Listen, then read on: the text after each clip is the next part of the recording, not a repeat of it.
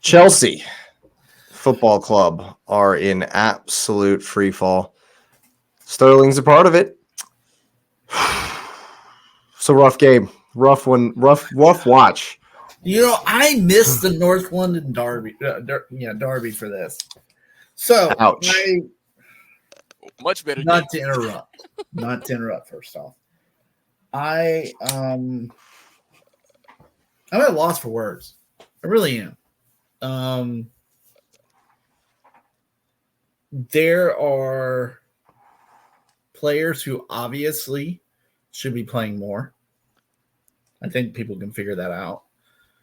For some reason, Pochettino is so focused on playing certain players out of position. I don't get it. I really don't. I know we have injuries. And I'm not even talking about injuries in this sense. But Enzo's not a 10. He's never been a 10. He'll never be a 10.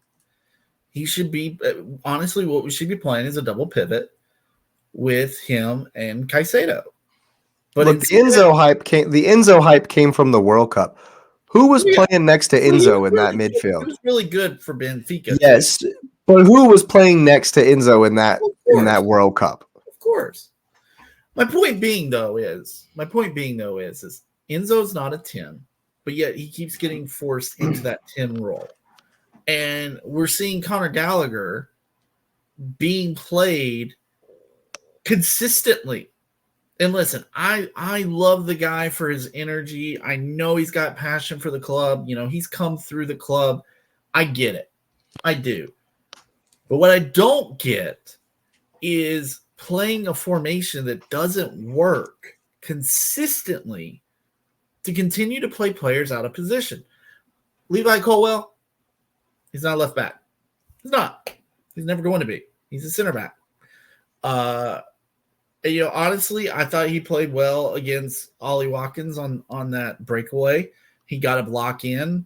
It was just a good response by Ollie Watkins. I wasn't even mad about the goal. It was frustrating because it was like, oh my gosh, here we go again.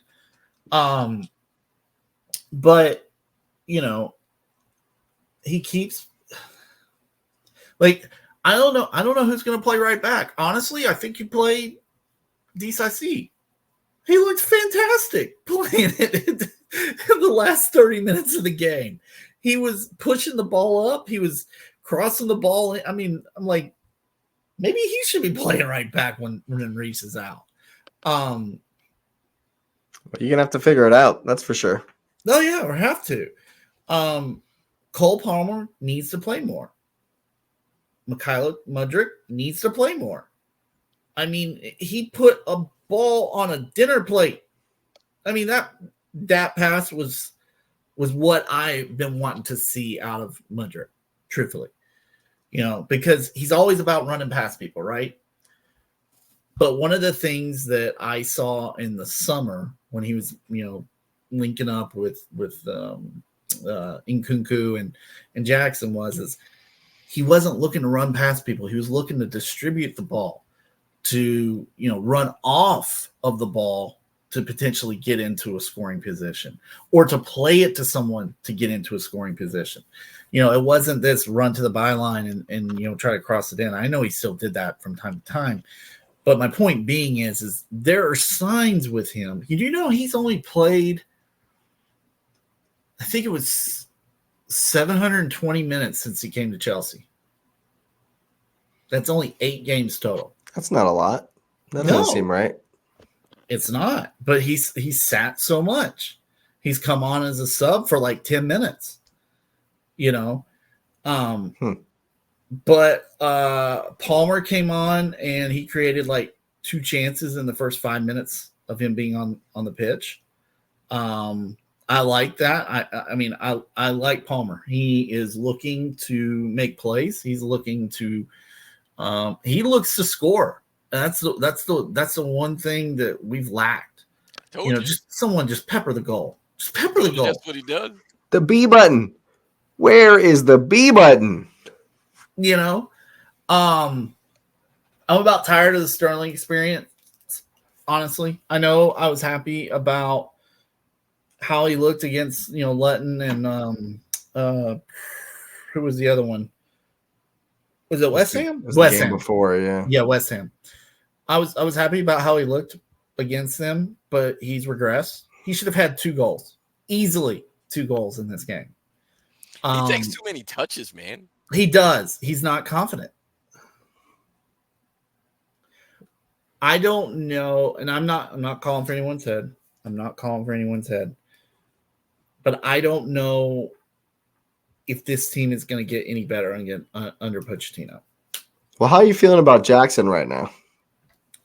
I think it's good that he's going to sit. I think he needs. Oh yeah, he got a. Did you know that all 5 of those yellow cards are for dissent? I know, it's insane. I was was shocked really to hear like, that.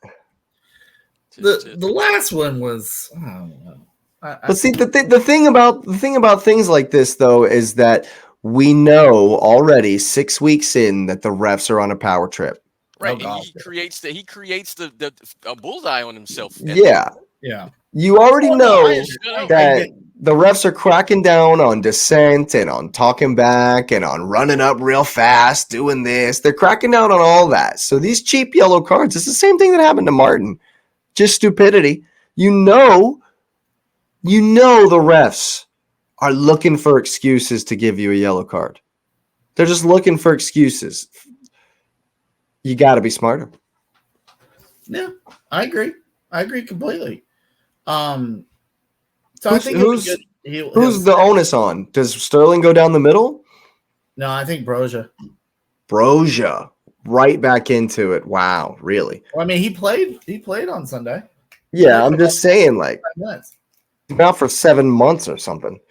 Oh man, y'all go to Brighton.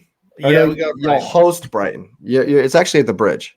Oh, okay. Well, I knew we were playing Brighton. That don't make it better. That's not good. That's still not good. Better. No, it's not. Okay, Patrick, I have a question for you. I have several friends that are Chelsea fans before I met you guys, and because the joke is that City supporters were just Chelsea rejects or whatever because of money or whatever. Which I find a humor in all of that. But both guys said something to me that was interesting. I was saying it to Jake earlier. Both of them said, and I can't even script it. They said Chelsea is going to finish 16th this year. They both said it. Unprompted. I didn't say anything because I don't bag on people when you're going through a tough time. One of them said, if they don't finish 16th, they're either going to get relegated this year or next year if they continue on the path they're on. And the thing that's weird, and Jake and I were talking about this, they are worse, and this pains me to say it, they're worse than United. And the thing about it is because, while United is also a dumpster fire, there's still like a pride to the badge. And I'm representing X again. There's a badge thing to United, because I even wonder why guys go there. There's still a badge thing there, right? Even Johnny Evans showed like, I'm United. Bruno, I'm United. Your guys are there and they're 12, man. And they're not going to be good until 2000. What year is this? 2030. They won't be good for another 7 years when their contract is coming up for renewal. And so you look at that and you say, while I agree, like, and you say you're not calling for anyone's head, and Pochettino is the development whisperer, I don't know. I don't know what they expect him to do with this, because and I'm sure Jake will bring it up. The next 2 months for you, it's brutal.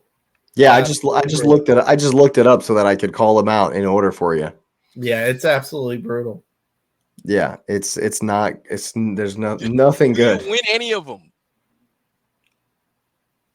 If we start scoring goals, maybe. But right now, there is not a goal of the month. There's not a goal of the month right now. Even if you score goals, do you win any of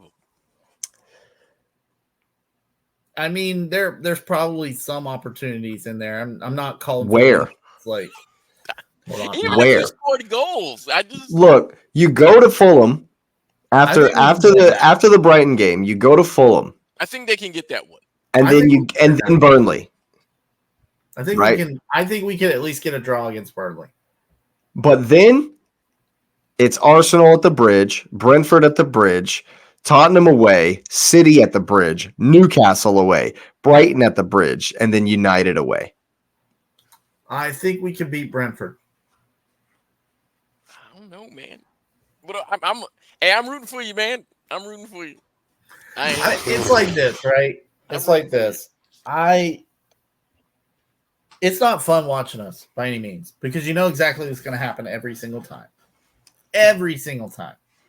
You know, even when we went down a man, we still created like 4 good chances to potentially score, and we didn't score. You know, I know X is totally against Caicedo and all that. I understand. I don't disagree with him by any means or fault him for that in terms of what they cost and whatnot. Chelsea did need to do a midfield rebuild. I think that long term it will be worth it. But unless they find someone who can score and create a scoring mentality in the team, you know, that's the one thing that I'm kind of noticing other than Sterling. No one really wants to take that shot and be the guy to score because no one scores anyways. You know, they're giving the ball to Jackson, you know, and I personally like Jackson. I think he works hard. The issue is he's not scoring. So there comes questions of, can he learn how to score? Was Nkunku that big of a deal for him to be able to score in the summer? Which is a problem when you think about it, because if you lose one player, which we've lost more, but you lose one player and it craters just like that. I mean, we haven't seen a performance from Chelsea like we saw in the summer. And I'm not talking about goals and performances in general. We haven't even seen the same mentality. We haven't even seen the same almost killer instinct. He looks good versus Luton. Well, yeah, but I mean, we can't use Luton as any kind of measuring stick for anything. Yeah, but I mean, my point being though is there's just not that desire, I guess you would say, to truly put the ball in the back of the net, and that's why I like Cole Palmer, because he comes on and he's like, you know, I'm trying to score, bro. Is there a lack of desire, or just they're not good enough? You know, because I think it's they're not good enough. They're also young. They've got so much time ahead of them, and so maybe in 2 years. But I think that Todd Bowley has sacrificed the right now, and he's underestimated how bad the right now is going to get. I think so too, and I think he underestimated how good the Prem is. Could be both. It's definitely both, because it's just ignorance. It's just wholly ignorant to come over here and try to run a Premier League club like it's the LA Dodgers. Yeah, and that's I've been reading a lot of athletic articles. Does he own the Dodgers or the Rams? But you know what I mean. Whatever. Hold on a second, because whatever. It's funny because it's like two things. He's doing like Moneyball, but the opposite. So he's getting Moneyball quality players, but he's doing it like the Dodgers. So you're overspending. I don't even. What is that called? I guess you got to call it Bowley ball. Where is X? It's the London Cowboys. I think honestly, what the issue with him is he sees young talent, just like he did with the Dodgers, and doesn't realize that there's not like a AAA or a AA, so that these guys can develop before having to play for the main club or the main team. And I do think there is some of that mentality, because I mean, if you look at it, the guys that we've brought in youth wise are pretty heralded. other than Bellingham. I mean, I don't think we ever had a chance there. But people were talking about Enzo. Oh, he was young player of the tournament. He's been amazing for Benfica, so on and so forth. Caicedo was incredible last year for Brighton. But then that's why the whole Sterling thing doesn't really make a lot of sense. I don't understand. Honestly, I don't understand the DCIC decision to bring him in. I think that was more of a panic than anything, just because Fofana went down. I think there's an underestimation by Bowley to not understand the value of the manager. I don't think he understands that. I think he's missed that. I don't think so. I don't think when it comes to the manager stuff, that's more Egbali. Bowley signs the checks, man. Everything comes through him. They both sign the checks.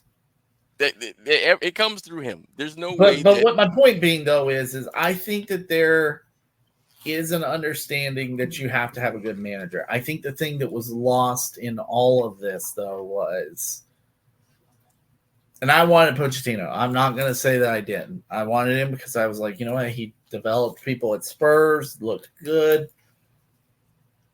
But how long ago was that? It was a while ago. 5 years ago? It was. And then he showed. The game has changed so much in the last 5 years. But in addition to that, you really can actually call into question Pochettino's mentality in that Champions League final. And he literally, his ascension either stalled there or he started to decline. Because he stalled in Paris. He stalled in Paris for sure. But here's what I'm saying. Because when I heard what he said to that Spurs team before the Champions League final, which they then lost, was insane because he said, hey, man, I'm leaving. Like, he told them he was leaving. And I guess he thought he was going to get a Gipper game from them against the Liverpool team that was like a monster that year. And so you tell him, hey, if we win, I'm leaving? What? What? I mean, the whole world expected Pep to leave City when he won the Champions League, and the guy stayed, right? Because there's a challenge behind that. Why would you say this? You would be a legend at Spurs, a team that, obviously they've won things 30 years ago, but they've won things. And for them to win the first Champions League, they would have had more than some of the best teams in England. And to say this to your team before that, because that literally showed how arrogant he was, because at that point, you're like, hey, man, you're just a stop. So you're telling us that achieving the greatest accomplishment in this club's history, your response to that is to leave us. Yeah. And he's not had any success after that. They had a handmade team with three of the biggest names. I'm going to say names, not players, but three of the biggest names, and he did nothing with them. Yeah. And so I don't know what was supposed to happen. Like, and again, he's a manager. He's had success. But I would almost call Pochettino the Raheem Sterling of managers. I can see it. I mean, I'm getting really frustrated because he's not changing anything up. Yeah. The only thing he's changing up is he's starting to play Mudryk as a winger. Is he waiting for the people to come back to fit into what he wants to do? But that doesn't make sense. I think for Nkunku, yes. I think most definitely. But that doesn't make any sense. You have to win now, not when they come back. I agree. It's dumb. I agree. Dumb. But play people in the right positions and see what happens. Stop trying to put a square peg into a round hole. That's where it gets frustrating as a fan. And red card not standing. I thought we were pretty solid on Sunday, and I felt that we blew it because we had so many chances, valid chances, not just we just threw it in and there was a save. No, I mean there were so many chances that we could have scored 3, even 4 goals. Didn't do it. And as a fan, you watch that and you're like, what's it take?